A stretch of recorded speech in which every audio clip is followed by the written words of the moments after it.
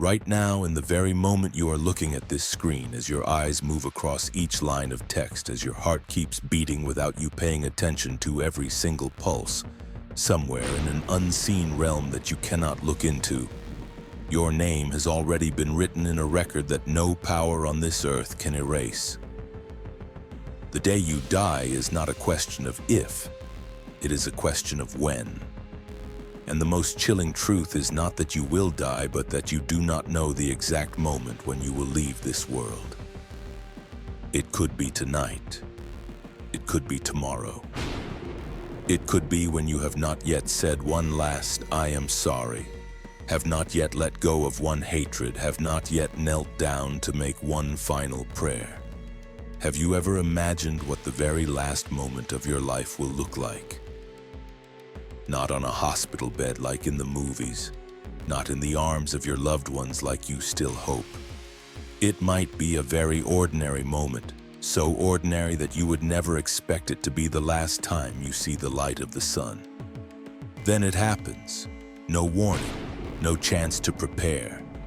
1 second before, you are still here. 1 second after, you are gone. The world does not explode, the earth does not shake, the city does not stop breathing. Everything just continues as if you never existed. People still eat dinner. Cars still move. Laughter still echoes somewhere. But for you, your life has closed. And right then, the thing that no one can see has already begun. It is the moment your soul is called back. Not by family, not by a doctor, not by any familiar voice of this human world, but by the angel of death. No one can delay him. No one can bribe him, no one can negotiate with him. When your time arrives, he comes, exactly, absolutely, without missing a single heartbeat, and then the separation begins. If you are someone who has lived with a heart attached to Allah, if in the quiet of the night you have ever whispered his name, if in your weakest days you have returned to Salah, then that moment comes as a release. It is not pure terror, it is the feeling of stepping out from under a heavy burden. Your soul leaves your body like a gentle breath dissolving into the air. Angels with radiant faces appear, carrying a scent that does not belong to this world, calling you by a name that has never been stained. O pure soul, come back to the mercy of your Lord. But if your life has been a long chain of carelessness, if Allah is only a distant name you mention when you are in trouble, if you live as if you will never die, then that moment does not feel like a door opening. It feels like something inside you is being torn apart. The soul is pulled out of the body with no gentleness, no compromise, no slowness. It is a pain that human language cannot describe. And the call you hear is not a call of comfort. Then the real shock hits. You see yourself, but you are no longer in there. You see your body lying still, motionless, growing cold. You see your family arrive. Some are crying, some are shaking, some are calling your name in desperation, but you cannot answer. You want to touch them, but your hand has no weight anymore. You want to say one last sentence, but your voice no longer has a place in this world. You are there, and at the same time, you are no longer there. Your whole life, every plan, every ambition, every worry collapses with one breath.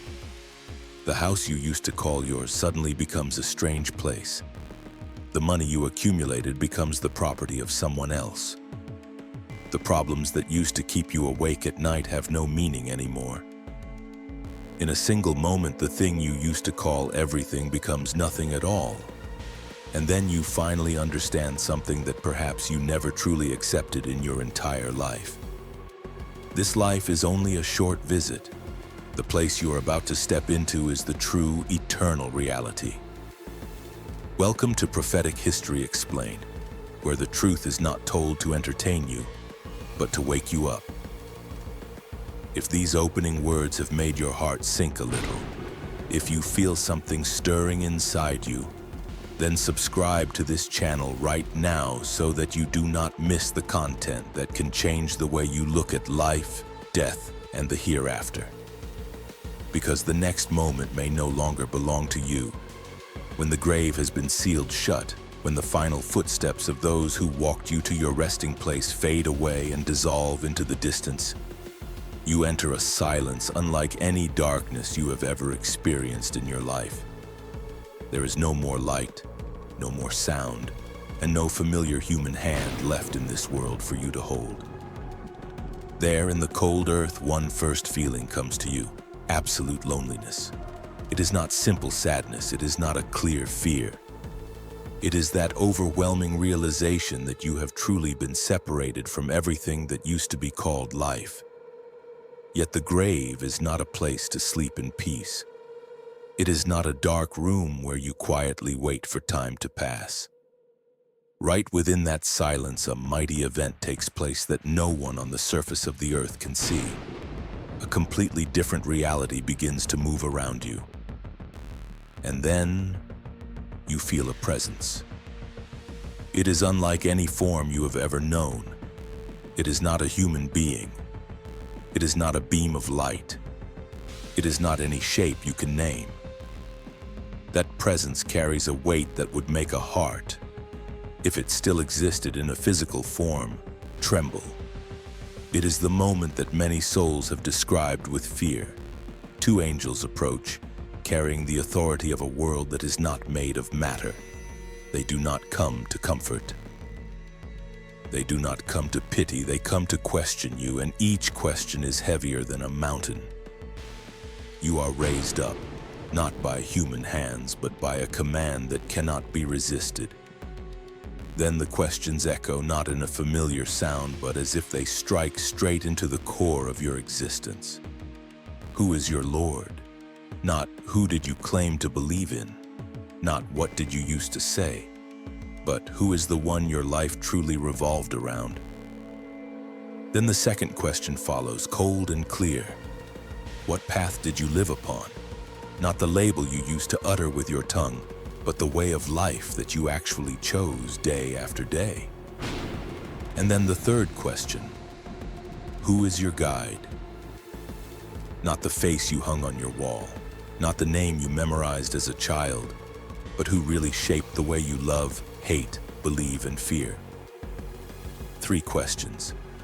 They sound simple, but no soul can answer them if it has not lived its entire life with those questions in mind. There is no room for excuses. There is no right to blame your circumstances. There is no chance to correct your answers. In that place, language is no longer your tool. Only the heart speaks.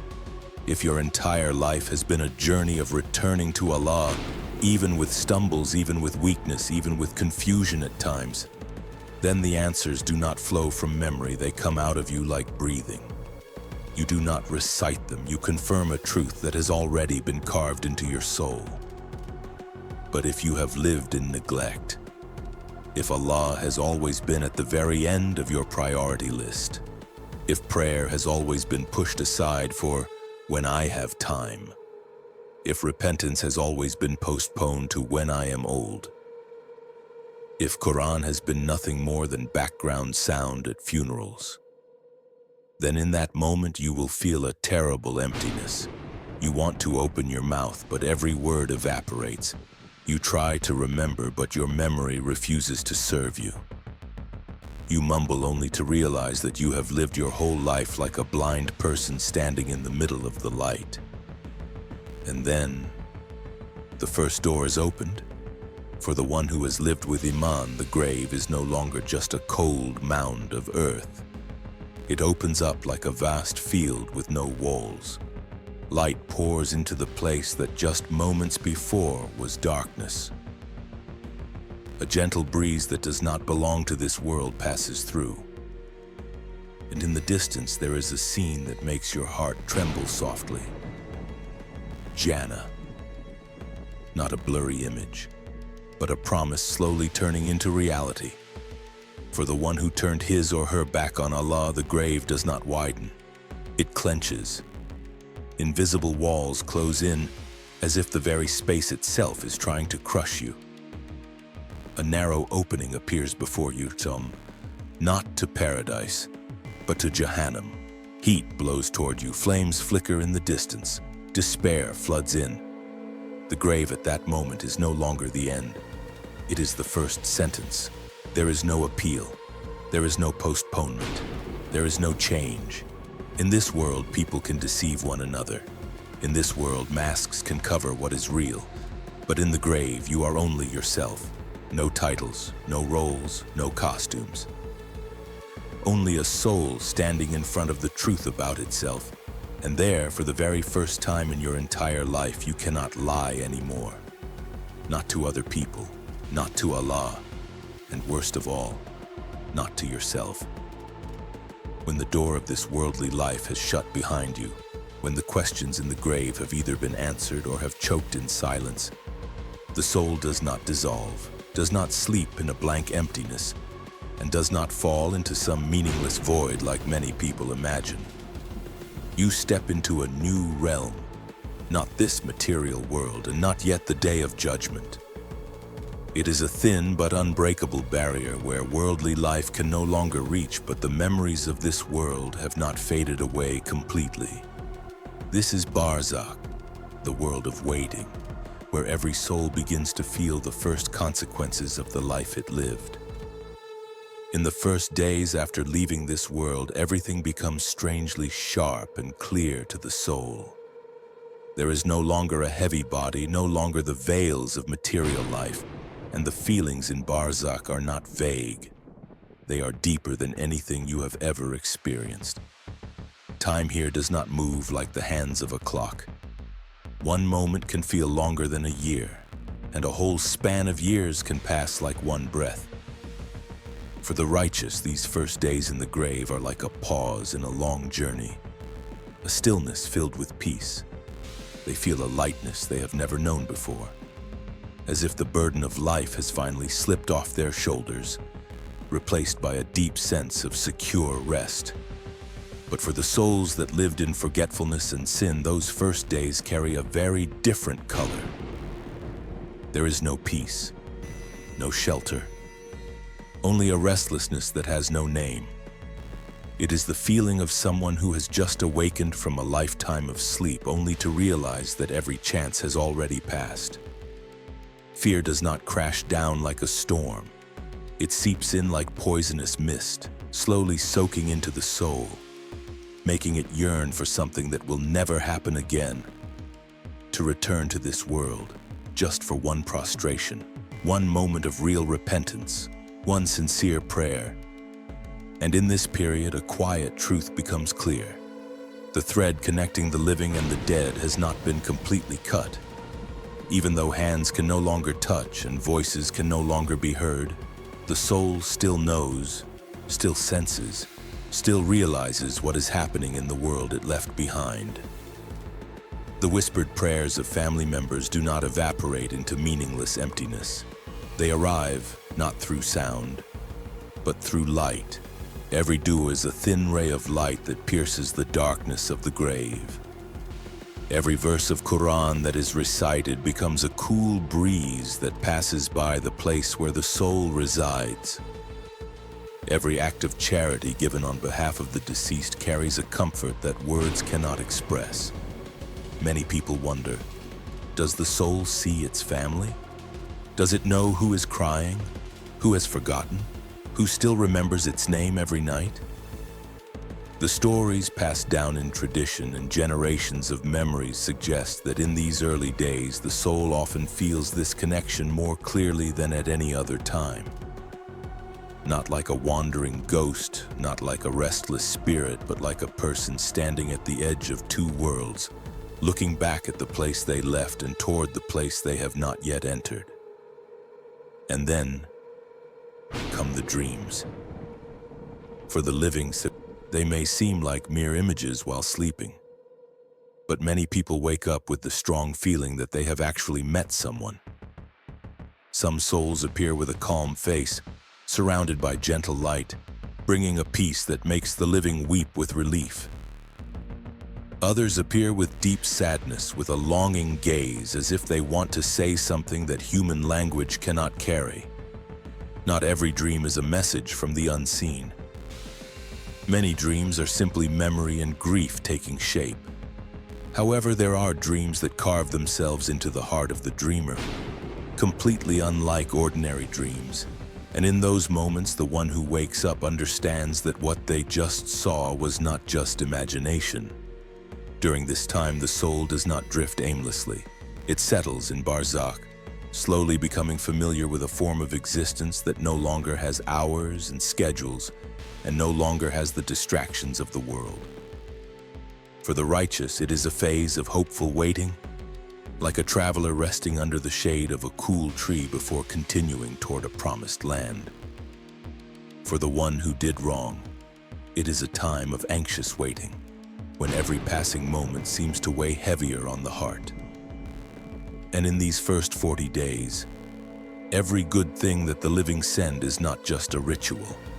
These are real threads that connect the two worlds.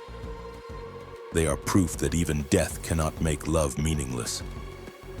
In this sensitive period, dua, Quran, and acts of goodness from the living become a small but steady lamp, shining for the soul that has just taken its first steps in a new life.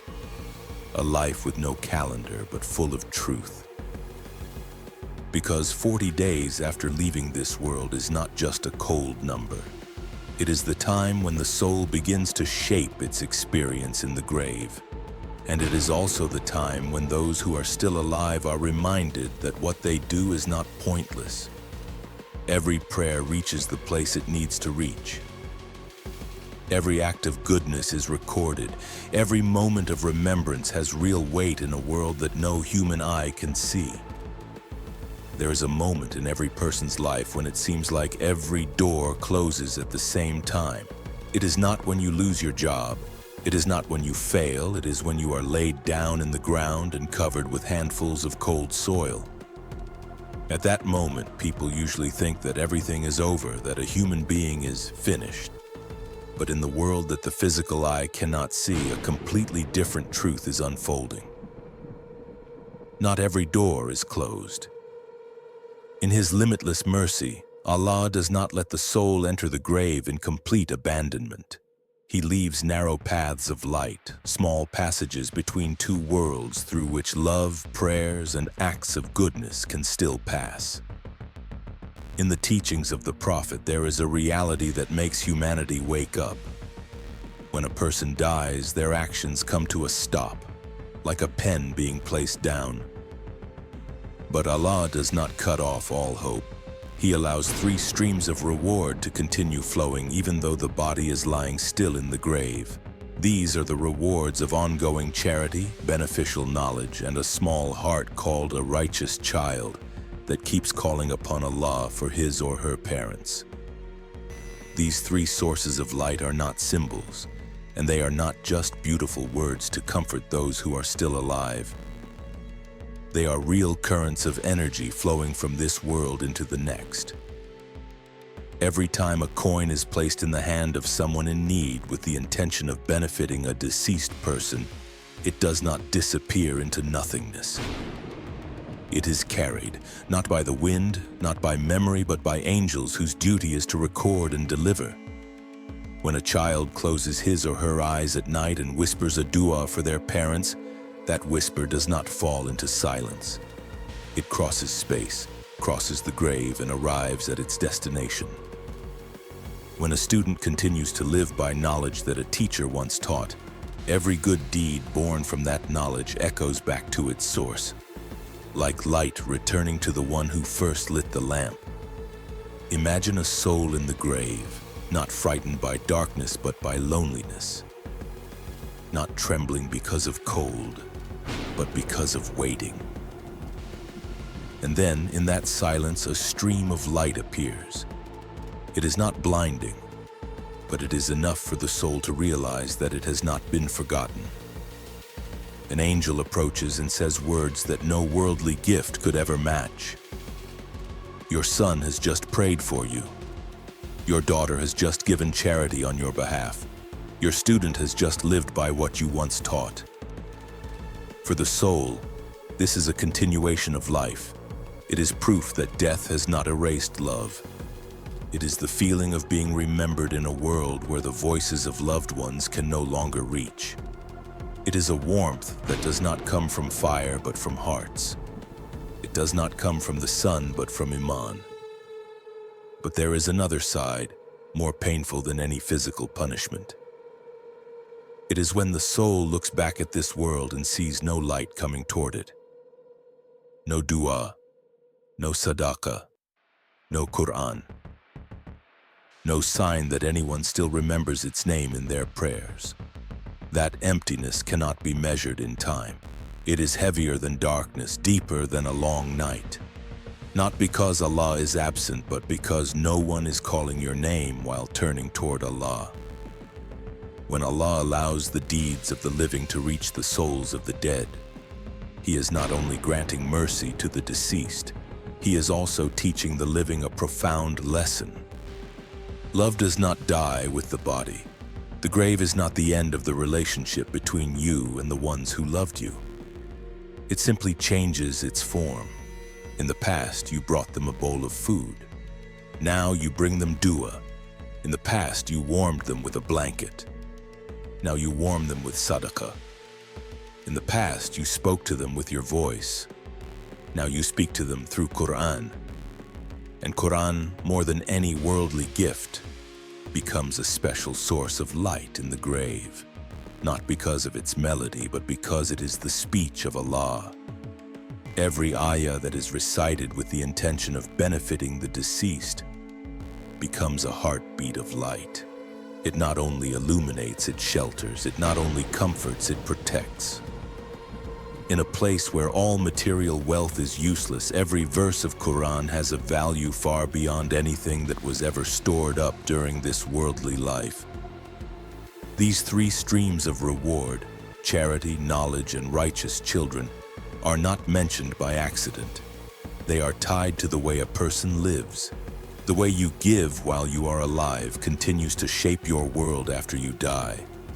The amount of light you spread in this life is the amount of light that will find you in the grave. No one enters the grave empty-handed if they have lived a life that meant something to others. And no one enters it truly full if they have lived only to keep everything for themselves. Because the strangest thing about death is not that everything ends. The strangest thing is that everything really begins. Then one day, humanity returns to its usual rhythm. Tears at the funeral dry, sobs quiet down, promises to change fade away like footprints after the rain on hot ground. The world does not stop for one death. The sun still rises every morning. Crowds still hurry through the streets. And very quickly, the departure of one person becomes a distant memory in the minds of those who remain. But the terrifying thing is not being forgotten. The terrifying thing is that we forget the lesson of death. We bury ourselves again in work, in bills, in social media, in plans for tomorrow as if tomorrow is guaranteed. We keep chasing money, status, and recognition from people. Our hearts become so busy with this world that there is no more room to prepare for the hereafter. And without realizing it, we walk step by step toward the very same ending that we think is still far away. This world is very skilled at distracting you. It gives you the feeling of being busy so that you forget where you are heading. It gives you the illusion of success so that you forget where you will end up.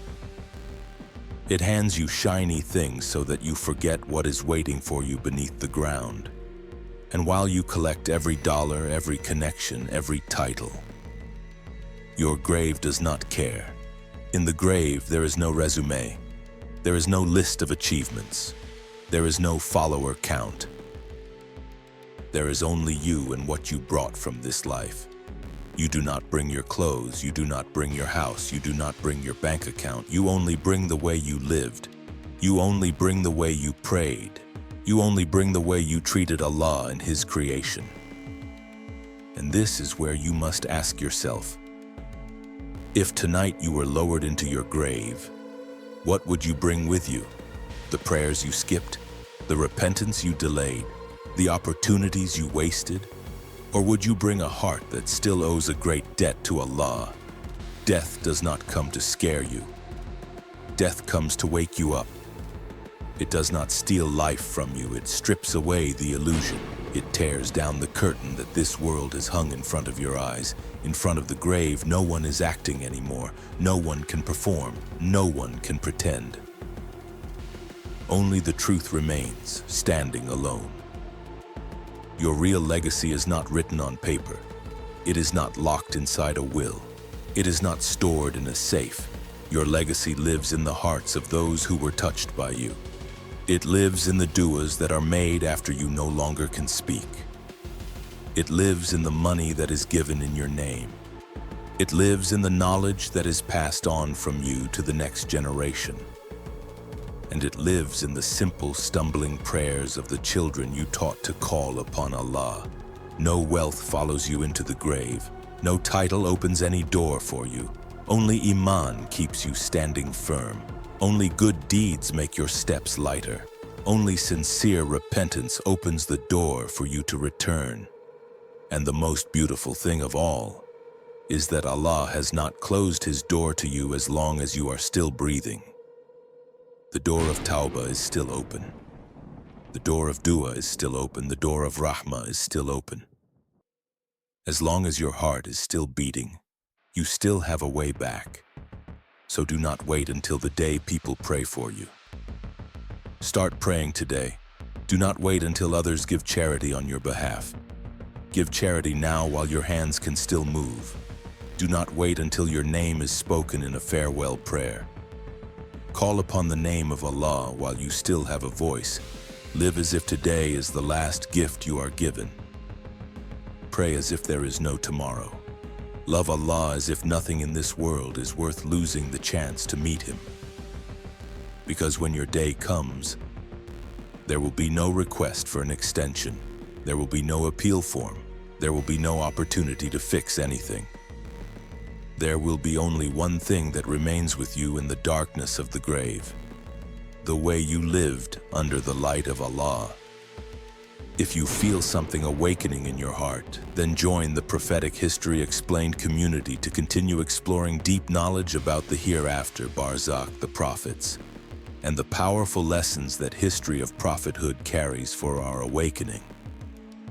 And do not forget to subscribe to Prophetic History Explained so that you can support us and give us more strength to create content that touches hearts and guides you on your journey of faith.